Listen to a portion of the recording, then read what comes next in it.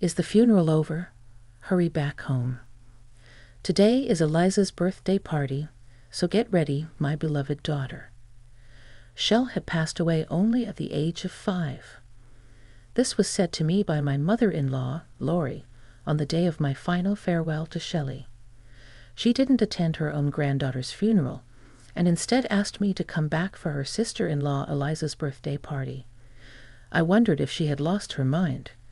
Anger overcame my grief, and I made a phone call to someone. My name is Rachel, a 33-year-old housewife. I have a 5-year-old daughter, my husband Milo, 2 years my senior, and I met through a friend's introduction. We married 6 years ago and were blessed with a child soon after, our daughter Shelley. She is just 5 years old now, at her cutest age. It's so cute, yet her fate was cruelly harsh. Shelley was frail 2 years ago. When she was 3, she began to have fevers and cool-downs repeatedly. She also had swelling in her neck, and thinking it might be mumps, we went to the hospital, where we were told, "You need to get tested at a larger hospital immediately." That's what the doctor told me. After various tests at the general hospital and waiting anxiously, the diagnosis was finally revealed: malignant lymphoma, a form of childhood cancer. My world went dark as I pleaded, "This must be a mistake, right, doctor? Tell me it's not true." Despite the presence of the doctor and nurses, I broke down in tears. Immediate hospitalization was necessary, and although we went home to gather essentials, I couldn't stop crying. My husband Milo, while shedding tears to himself, strongly encouraged me. "We need to stay strong. It's going to be okay. Shelley will get better," he said forcefully, and encouraged me. We were briefed about the illness and treatment, and I had to sign consent forms for blood transfusion and surgery. The tough treatments continued: IV trips, blood draws, blood transfusions, chemotherapy. I quit my part-time job to be with Shell at the hospital all the time. Milo occasionally took time off work to visit and would say, "Take a break sometimes, otherwise you'll collapse too, Michelle." When he took over the visits, I would take care of things at home or get some sleep to maintain my strength. For the first few days in the hospital, Shelley cried a lot. Gradually, as she got used to the hospital rhythm, she cried less. Nurses would praise her. "Shelley didn't cry at all today during her injection." I was praised. Despite hair loss and weakened condition due to the side effects of chemotherapy, she never complained and always smiled and was happy to see us. She loved drawing. "Dad, Mom, look." On a day we both visited, Shelley showed us a drawing of Milo and me in her sketchbook. "Shelley, it's really good," I said. Shelley, always talkative, would chat away in her hospital bed, giving us more strength. When her white blood cell count was low, she had to stay inside, a clean wall. But after about a month, as her blood count improved, she was allowed to go home for a few days. Shell said, "I want to go to preschool," so we visited for the first time in a while. Seeing Shell playing happily with her friends filled us with joy. When we got home, my mom came to visit. "Shelley, you're doing so well." Seeing Shelley being pampered and playful in Mom's arms, it seemed unbelievable that she was ill.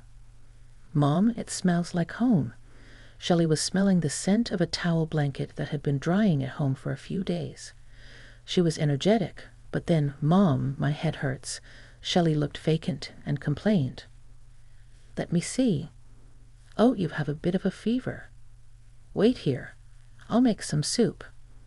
I put Shelley to bed and hurriedly finished the housework, then started making soup. At that moment, the doorbell rang. When I checked the monitor, it was Laurie. I regretted not ignoring it.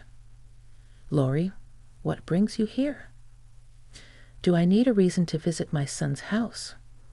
I wanted to say, "Yes, you do," but I kept silent. Normally, I would have gladly welcomed a kind mother-in-law, but unfortunately, Milo's mom, Laurie, was the last person I wanted to see. "What are your hobbies? Harassing my daughter-in-law?" I suppose that would probably be her reply. Since the beginning of our marriage, I have been continuously harassed by Laurie, insulted for not having a higher education, for being tall and not cute enough. I was amazed at her ability to come up with such hurtful words. But when my father-in-law was alive, he played the role of a stopper, scolding her, which made things a bit bearable. After he passed away from illness in our second year of marriage, the harassment intensified. With no one to watch her, she wouldn't order steak for me at meals or suddenly turn off the hot water while I was showering. Just petty things like that. Milo has an older sister, Eliza, a successful career woman. Her husband, my brother-in-law, is a prosecutor, and Laurie is proud of Eliza. She always compares me to Eliza, making snide remarks. Eliza has a son, Jace, in 2nd grade. When we visited for Christmas, the difference in how Laurie treated Jace and Shelley was blatant. Even though Shelley is her granddaughter, does she not find her adorable just because she dislikes her daughter-in-law? As I was busy making soup, Laurie barged in from next door. "Yes, Shelley has a fever. I thought if you don't have any business here, just leave. But then again, really, such a frail child. I wonder who she takes after. Certainly not our family. Your dad had cancer, right? Right? Lie? I've told you many times, this illness is not hereditary. Indeed, my dad passed away from cancer when I was in high school. However, malignant lymphoma is not hereditary except for certain virus-related cases. How many times do I have to explain the same thing? Is she senile?" In the end, Laurie just glanced at Shelley, spewed her venom, and left. I wonder if it's dementia. In the end, I took a look at Shelley's face, said a few sarcastic comments, and left. What was her purpose? Just bored? Shelley spent a year alternating between living inside the clean walls and having a few days at home as her blood count improved. After about a year and a half in the hospital, she completed the planned treatment, and we were able to bring her home. She could go back to press school, and we even went on a family outing to the aquarium. She was walking energetically. I never doubted that Shelley would recover. But a year after her discharge, when she turned 5, my worst fears came true. A relapse. The painful treatments continued. Spinal injections, radiation therapy, bouts of pneumonia, and high fevers. I massaged her swollen face and legs. I even underwent a bone marrow transplant for her, believing it would be enough. Sadly, my white blood cells didn't engraft, and her condition worsened. Then came the doctor's cruel words. "There's nothing more we can do." It meant more treatment would only burden Shelley's body. It was a prognosis of limited time. We decided to bring Shelley home and spend our last days happily together. We did everything Shelley wanted. She participated in the press school sports day and played. Her bright smile made her friends laugh too. Mom visited many times. I had resolved never to cry in front of Shelley, but sometimes tears would escape during such moments. "Mom, what's wrong? Do you have a headache?" Despite her own pain, Shelley was such a caring child, worrying about me. I prayed for this happy time to last forever, for a miracle to happen, but my prayers were not answered.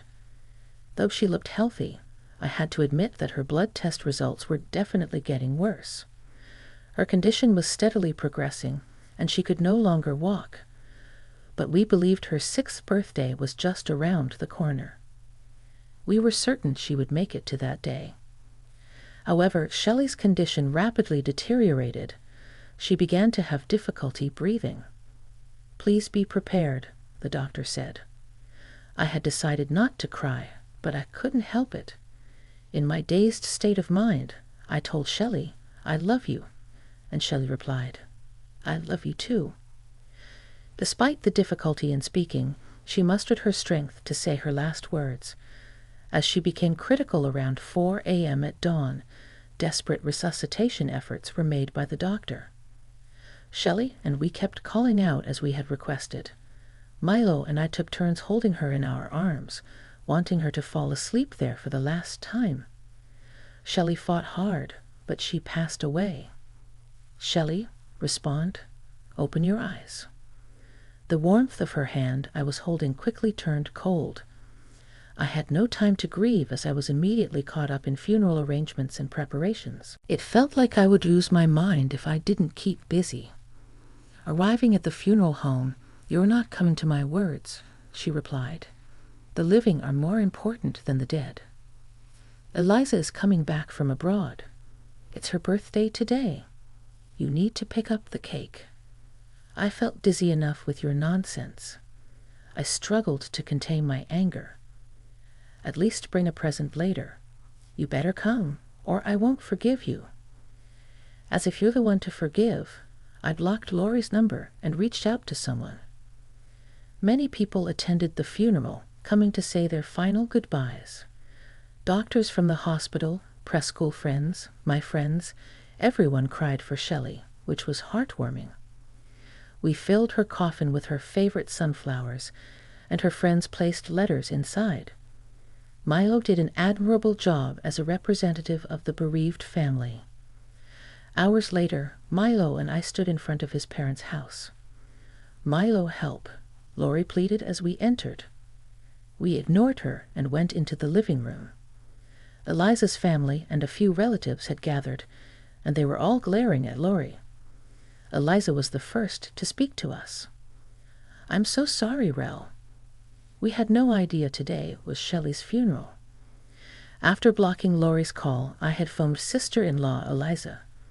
Though harassed by Laurie and often compared to Eliza, I had a great relationship with Eliza, like real sisters. Being an only child, I cherished Eliza as a sister, and her son Jace often played with Shelley. Even after Shelley fell ill, Eliza frequently visited us, showing her concern. This year, Eliza had to travel abroad for work, and her return coinciding with her birthday overlapped with Shelley's funeral. We were busy and had previously asked Laurie to communicate with her side of the family, but foolishly, Laurie had told the relatives about a birthday party for Eliza's return, not about Shelley's funeral. Eliza, whom I had informed, was shocked that Laurie hadn't attended the funeral. Upon returning home, when Eliza contacted me again, the burial was already over, but they were waiting for our return. Shelley, Eliza among others, was mourning Shelley amidst everyone's cold stares. Laurie said, "You can always have another child." The worst possible words to say. Then, with a devilish glare, Eliza threw the cake prepared for her at Laurie's face. "Wash off that twisted personality of yours." She dragged Laurie to the shower room and doused her clothes and all. During this, when asked why Laurie had called, Laura was nagging me to hurry back for Eliza's birthday party preparations. I said weakly. The relatives were shocked and disgusted. Returning from the shower room, Laurie, completely drenched, was despised by everyone. "No, but it's Eliza's birthday party. She's returning after so long. Shelley was sick anyway, not expected to live long. Eliza's birthday is more important, right?" Laurie's excuse was met with, "My birthday party? What nonsense. Calling roll for that if Shelley was so important." How could you not understand Milo's grief over losing her? Why didn't you attend your granddaughter Shelley's funeral? Eliza furiously confronted her. No, but Laurie, unable to think of an excuse, grew quieter. That's when Jace spoke up. "Grandma, you don't really love your grandchildren, do you?" To Jace's soft murmur, "That's not true. I love you, Jace. You're healthy and Eliza's child." "What's that supposed to mean?" Eliza demanded. "So, Shelley, my child, wasn't loved because she was ill and your daughter-in-law's daughter." The anger that had been shaking Milo finally erupted. "No, but Shelley was Michelle's child, so I kept my distance." She was always sick and in bed, not fun at all. So Jace, Eliza's healthy child, is loved, but my daughter Shelley is not because she was frail. You're insane for prioritizing Shelley's birthday over attending her funeral. Have you lost your mind? These words came from Laurie's brother, my uncle-in-law, and his wife, my aunt-in-law. She's always been crazy. She harassed us when we got married, even tore my daughter's dress for her piano recital, added my uncle-in-law. No one at the scene stood by Laurie, who had become utterly diminished. We're leaving. Milo, Michelle. Let's talk again some other time. We exchanged deep hugs with my uncle and aunt-in-law. We'll be going too. Needless to say, Mom, we're cutting ties with you. Wait, Milo, I mean. I always got yelled at by you, who favor the successful CIS. Is that why you didn't care for Shelley, my child? It's not like that, Milo. You know you didn't study properly like Eliza, didn't listen, so you only care about those who do as you want, huh? Said Milo sadly. As I handed Laurie something beside him, it was a drawing of Laurie made by Shelley. In the picture, Laurie was smiling. Even though you didn't dote on Shelley, she admired you. I hated you and never saw a smile from you. But maybe Shelley saw you smiling like this. Shelley was a pure and kind child. Even during her treatment, she was more concerned about me. Perhaps in her eyes, she saw a kind Laurie. Laurie cried for the first time, clutching the drawing, but now it was too late. We're also leaving. I won't ever see Mom again, said Eliza. Wait, don't leave too. Ignoring Laurie's words, we all left the in-laws' house. Later, my uncle-in-law's family visited us. They first apologized for Laurie's behavior. After praying over Shelley's photo, they lightly spoke of Laurie. She seemed remorseful, holding Shelley's drawing, but the things she said and did couldn't be undone. As my aunt-in-law said, Laurie had always been troublesome. It's unlikely she'll change now. Following this incident, other relatives also decided to cut ties with Laurie. Despite her being so disliked, there was no room for sympathy. Her bizarre behavior over the years made it natural for everyone to distance themselves. She might end up alone, dying in loneliness, but she should live with her regrets. After the funeral, as the busy days passed and the procedures concluded, the loss of Shelley finally hit me. Temporarily blinded, I worried Milo greatly, and my mother had to stay with us for a while. I felt like losing my sanity. I wanted to be with Shelley, overwhelmed by despair. Could I have saved her if I'd taken her to the hospital sooner, been more attentive to her health? But I couldn't take my own life. Shelley fought till the end, breathing in and out in her dazed consciousness. She tried so hard to live. Gradually, I started to look forward. I joined a group for parents who lost children to the same illness, finding solace in talking and crying together. Communicating with Eliza and meeting her also became a relief. Mayo and I adopted a puppy. The friendly puppy greets everyone on walks, wagging its tail. It feels like a reincarnation of our bright child, Shelley. Are you drawing in heaven, talking a lot, smiling? Someday I'll join you there. We'll meet again, so wait for me. But if a miracle happens, I want to see your smiling face once more. As Shelley's mother, I vow to live a life I won't be ashamed of.